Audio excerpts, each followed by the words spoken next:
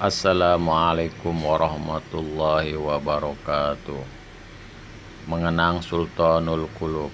Allahumma sholli ala Sayyidina Muhammad wa ala ali Sayyidina Muhammad. Biografi atau manaqib Habibana Al-Habib Munzir bin Fuad Al-Musawa. Ayah saya bernama Fuad Abdurrahman Al-Musawa, yang lahir di Palembang, Sumatera Selatan.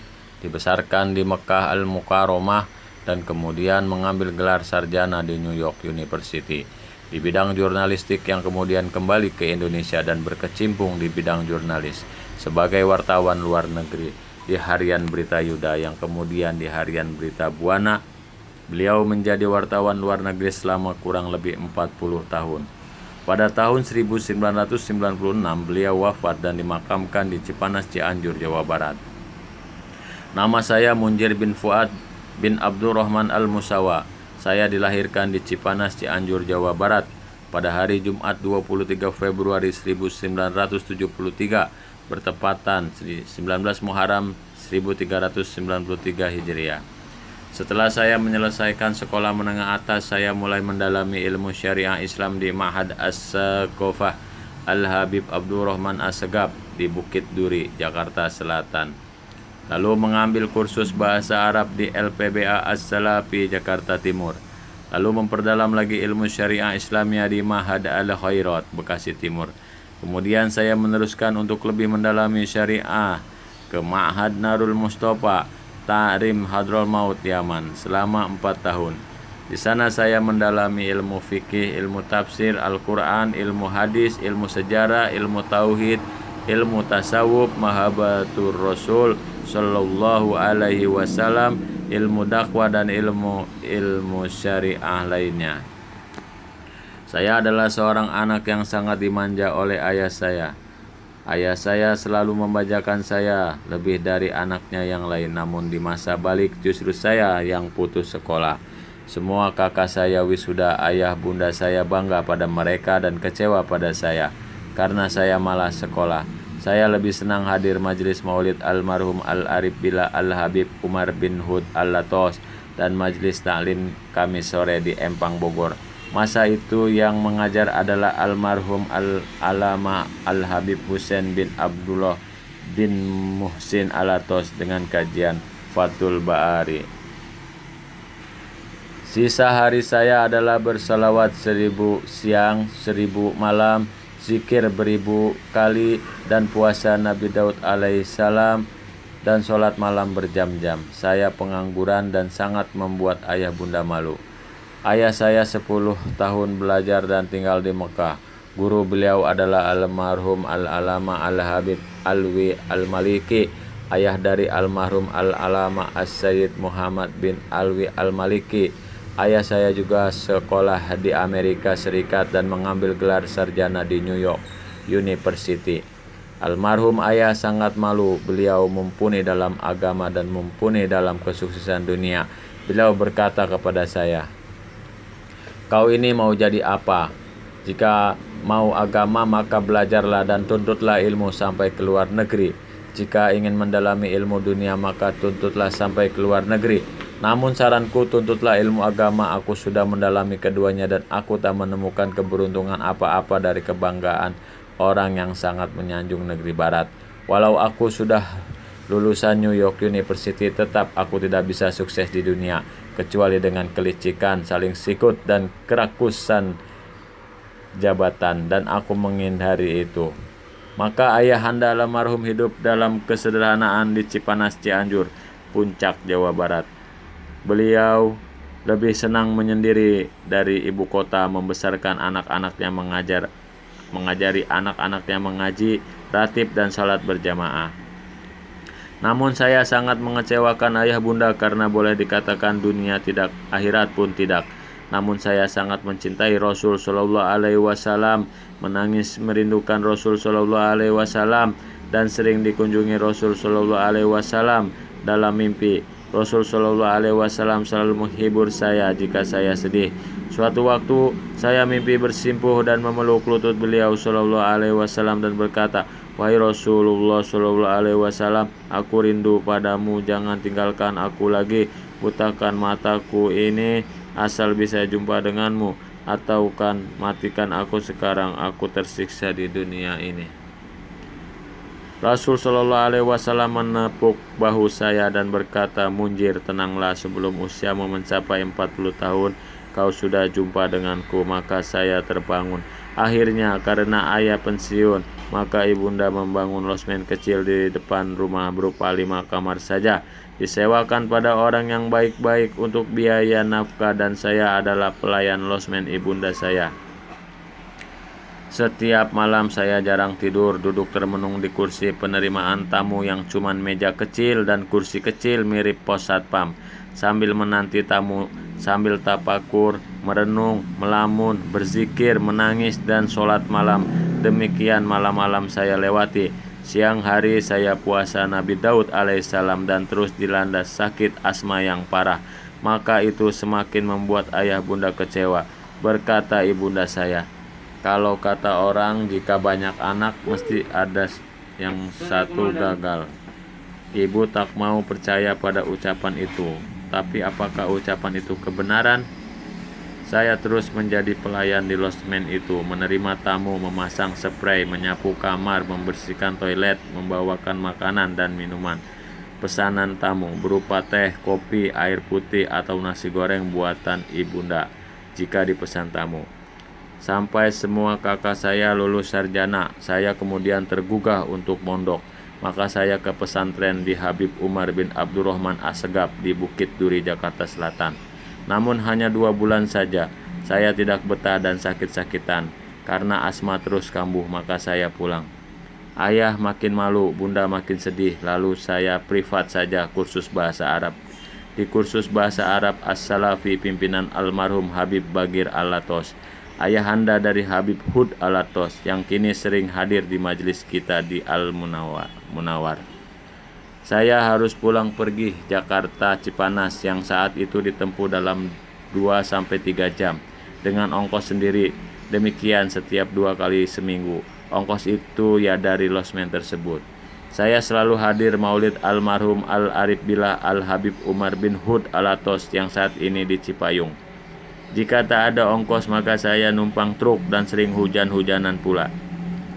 Sering saya datang ke maulid beliau malam Jumat dalam keadaan basah kuyup, dan saya diusir oleh pembantu di rumah beliau. Karena karpet tebal dan mahal itu sangat bersih, tak pantas saya yang kotor dan basah menginjaknya. Saya terpaksa berdiri saja berteduh di bawah pohon sampai hujan berhenti dan tamu-tamu berdatangan. Maka saya duduk di luar teras saja karena baju basah dan takut dihardik sang penjaga. Saya sering pula ziarah keluar Batang, makam Al-Habib Husain bin Abu Bakar Al-Idrus. Suatu kali saya datang lupa membawa peci karena datang langsung dari Cipanas. Maka saya berkata dalam hati, wahai Allah, aku datang sebagai tamu seorang walimu. Tak beradab jika aku masuk ziarah tanpa peci. Tapi uangku pas-pasan dan aku lapar. Kalau aku beli peci maka aku tak makan dan ongkos pulangku kurang. Maka saya memutuskan beli peci berwarna hijau karena itu yang termurah saat itu di emperan penjual peci. Saya membelinya dan masuk berziarah sambil membaca surah Yasin untuk dihadiahkan pada almarhum. Saya menangisi kehidupan saya yang penuh ketidaktentuan, mengecewakan orang tua, dan selalu lari dari sanak kerabat karena selalu dicemooh. Mereka berkata, kakak-kakakmu semua sukses. Ayahmu lulusan Mekah dan pula New York University. Kok anaknya centeng losmen?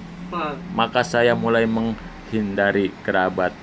Saat lebaran pun saya jarang berani datang karena akan terus diteror dan dicemooh.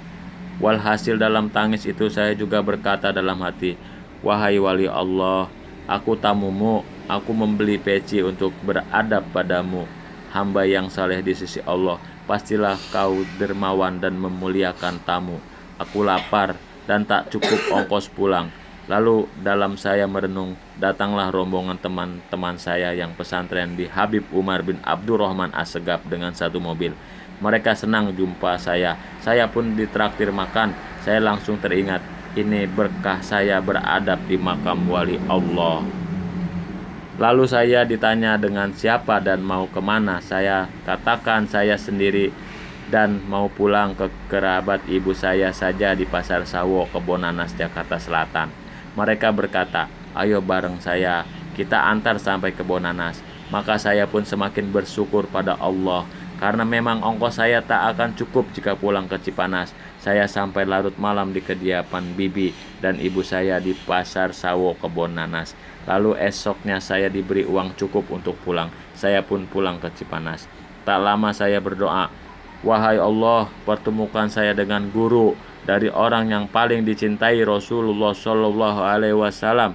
Maka tak lama saya masuk pesantren Al-Habib Hamid Nakib bin Syekh Abu Bakar di Bekasi Timur.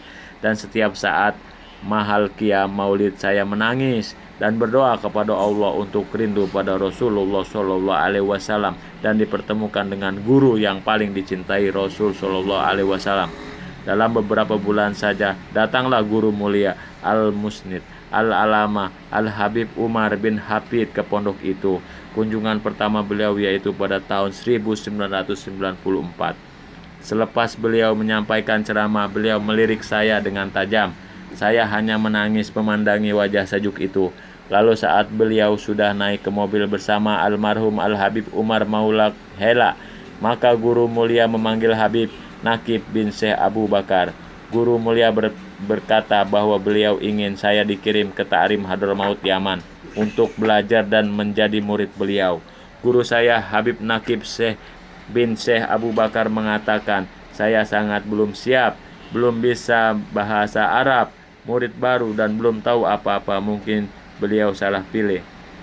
Maka guru mulia menunjuk saya, itu anak muda yang pakai peci hijau itu yang saya inginkan. Maka guru saya Habib Nakib memanggil saya untuk jumpa beliau. Lalu guru mulia bertanya dari dalam mobil yang pintunya masih terbuka, siapa namamu? Dalam bahasa Arab tentunya. Saya tidak bisa menjawab karena tak faham. Maka guru saya Habib Nakib menjawab, kau ditanya siapa namamu? Maka saya jawab, nama saya. Lalu guru mulai tersenyum. Keesokan harinya saya jumpa lagi dengan guru mulia di kediaman almarhum Habib Bagir Alatos. Saat itu banyak para habaib dan ulama mengajukan anaknya dan muridnya untuk bisa menjadi murid guru mulia. Maka guru mulia mengangguk-angguk sambil kebingungan menghadapi serbuan mereka. Lalu guru mulia melihat saya di kejauhan. Lalu beliau berkata pada almarhum Habib Umar Maula Hela, itu, anak itu, jangan lupa dicatat. Dia yang pakai peci hijau itu. Guru mulia kembali ke Yaman. Saya pun langsung ditegur guru saya Habib Nakib bin Syekh Abu Bakar. Seraya berkata, wahai Munzir, kau harus siap-siap dan bersungguh-sungguh. Kau sudah diminta berangkat dan kau tak akan berangkat sebelum siap. Almarhum Habib Umar Maula Hela berkata pada Habib Nakib, mana itu Munzir, anaknya Habib Fuad Al-Musawa. Dia harus berangkat minggu ini. Saya ditugasi untuk memberangkatkannya. Maka Habib Nakib berkata, saya belum siap. Namun almarhum Habib Umar Maula Hela dengan tegas menjawab, saya tidak mau tahu. Namanya sudah tercantum untuk harus berangkat. Ini permintaan Al-Habib Umar bin Hafiz. Ia harus berangkat dalam 2 minggu ini bersama rombongan pertama. Saya persiapkan paspor dan lain-lain. Namun ayah saya keberatan. Ia berkata, kau sakit-sakitan. Kalau kau ke Mekah, ayah tenang karena banyak teman di sana. Namun ke Hadramaut itu ayah tak ada kenalan. Di sana negeri tandus. Bagaimana kalau kau sakit? Siapa yang menjaminmu? Saya pun datang mengadu pada almarhum Al-Arif Billah Al-Habib Umar bin Hud Alatos. Beliau sudah sangat sepuh dan beliau berkata, katakan pada ayahmu, saya yang menjaminmu, berangkatlah. Saya katakan pada ayah saya, maka ayah saya diam, namun hatinya tetap berat untuk mengizinkan saya berangkat. Saat saya mesti berangkat ke bandara, ayah saya tak mau melihat wajah saya. Beliau buang muka dan hanya memberikan tangannya tanpa mau melihat wajah saya. Saya kecewa, namun saya dengan berat tetap melangkah ke mobil travel yang akan saya naiki. Namun saat saya akan naik terasa ingin berpaling ke belakang. Saya lihat nun jauh di sana ayah saya berdiri di pagar rumah dengan tangis melihat keberangkatan saya. Beliau melambaikan tangan tanda ridho. Rupanya bukan beliau tidak ridho, tapi karena saya sangat disayanginya dan dimanjakannya. Beliau berat berpisah dengan saya. Saya berangkat dengan air mata sedih. Saya sampai di Ta'rim Hadramaut Yaman di kediaman guru mulia. Beliau mengabsen nama kami ketika sampai ke nama saya dan beliau memandang saya dan tersenyum indah. Tak lama kemudian terjadi perang Yaman Utara dan Yaman Selatan. Kami di Yaman Selatan. Pasokan makanan berkurang, makanan sulit, listrik mati. Kami pun harus berjalan kaki kemana-mana menempuh jalan 3-4 km untuk taklim. Karena biasanya dengan mobil-mobil milik guru mulia, namun di masa perang pasokan bensin sangat minim. Suatu hari saya dilirik oleh guru mulia dan berkata, "Namamu Munjir." Munjir sama dengan pemberi peringatan. Saya mengangguk. Lalu beliau berkata lagi, "Kau akan memberi peringatan pada jamaahmu kelak." Maka saya tercenung dan terngiang-ngiang ucapan beliau.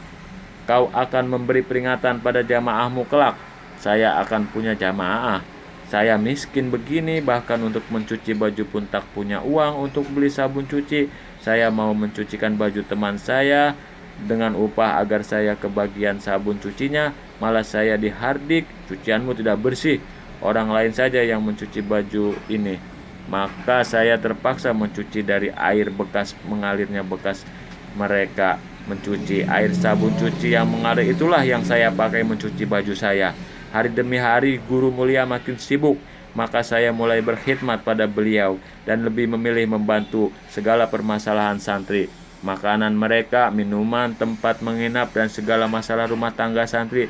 Saya tinggalkan pelajaran demi bakti pada guru mulia, membantu beliau. Dengan itu saya lebih sering jumpa beliau. 2 tahun di Yaman, ayah saya sakit dan telepon. Beliau berkata, "Kapan kau pulang wahai anakku, aku rindu." Saya jawab, 2 tahun lagi insya Allah ayah. Ayah menjawab dengan sedih di telepon, "Duh, masih lama sekali." Telepon ditutup. 3 hari kemudian ayah saya wafat. Saya menangis sedih. Sungguh kalau saya tahu bahwa saat saya pamitan itu adalah terakhir kali jumpa dengan beliau, dan beliau buang muka saat saya mencium tangan beliau, namun beliau rupanya masih mengikuti saya keluar dari kamar, keluar dari rumah, dan berdiri di pintu pagar halaman rumah sambil melambaikan tangan sambil mengalirkan air mata. Duhai, kalau saya tahu itulah terakhir kali saya melihat beliau. Rahimahumullah. Tak lama saya kembali ke Indonesia. Tepat pada tahun 1998, mulai dakwah sendiri di Cipanas, namun kurang berkembang. Maka saya mulai dakwah di Jakarta. Saya tinggal dan menginap berpindah-pindah dari rumah ke rumah murid sekaligus teman saya. Majelis malam Selasa saat itu masih berpindah-pindah dari rumah ke rumah. Mereka murid-murid yang lebih tua dari saya dan mereka kebanyakan dari kalangan awam. Maka walau saya sudah duduk untuk mengajar, mereka belum datang. Saya menanti. Setibanya mereka yang cuma belasan saja, mereka berkata, "Nyantai dulu ya Bib, ngerokok dulu ya, ngopi dulu ya."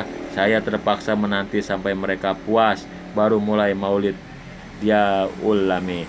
Jamaah makin banyak, mulai tak cukup di rumah-rumah, maka pindah-pindah dari musola ke musola. Jamaah makin banyak, maka tak cukup pula musola, mulai berpindah-pindah dari masjid ke masjid. Lalu saya membuka majelis di hari lainnya, dan malam Selasa mulai ditetapkan di Masjid Al-Munawwar. Saat itu baru seperempat masjid saja.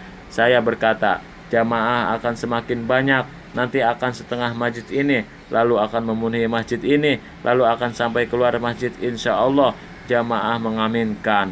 Mulailah dibutuhkan kop surat untuk undangan dan lain sebagainya. Maka majelis belum diberi nama, dan saya merasa majelis dan dakwah tak butuh nama. Mereka sarankan majelis Habib Munjir saja. Saya menolak. Ya sudah, majelis Rasulullah Shallallahu Alaihi Wasallam saja. Kini jamaah majelis Rasulullah sudah jutaan di Jabotabek, Jawa Barat, Banten, Jawa Tengah, Jawa Timur, Bali, Mataram, Kalimantan, Sulawesi, Papua, Singapura, Malaysia, bahkan sampai ke Jepang. dan salah satunya kemarin hadir di majelis Haul Badr kita di Monas, yaitu profesor dari Jepang yang menjadi dosen di sana. Dia datang ke Indonesia dan mempelajari bidang sosial. Namun kedatangannya juga karena sangat ingin jumpa dengan saya, karena ia pengunjung setia web ini, khususnya yang versi English. Sungguh agung anugerah Allah Subhanahu wa taala pada orang yang mencintai Rasulullah sallallahu alaihi wasallam, yang merindukan Rasulullah sallallahu alaihi wasallam. Itulah awal mulai hamba pendosa ini sampai majelis ini demikian besar. Usia saya kini 38 tahun jika dengan perhitungan Hijriah dan 37 tahun jika dengan perhitungan Masehi. Saya lahir pada Jumat 19 Muharram 1393 Hijriah atau 23 Februari 1973 Masehi. Perjanjian jumpa dengan Rasul Shallallahu Alaihi Wasallam adalah sebelum usia saya tepat 40 tahun. Kini sudah 1432 Hijriah. Mungkin sebelum sempurna 19 Muharram 1433 Hijriah saya sudah jumpa dengan Rasul Shallallahu Alaihi Wasallam. Namun apakah Allah Subhanahu wa taala akan menambah usia pendosa ini? Wallahu alam. Semoga manaqib ini bermanfaat untuk kita semua yang membacanya dan menambah mahabbah kecintaan kita kepada wali Allah dan orang-orang soleh, khususnya Sultanul Qulub Habibana Al-Habib Munjir bin Fuad Al-Musawa. Mohon maaf jika dalam penulisan atau pengeditan ini atau pembacaan ini adalah salah kata, karena saya hanya manusia. Kesempurnaan hanya milik Allah Ta'ala semata. Allahumma sholli ala Sayyidina Muhammad wa ala ali Sayyidina Muhammad. Nusantara Cinta Rasul International Community. Wassalamualaikum warahmatullahi wabarakatuh.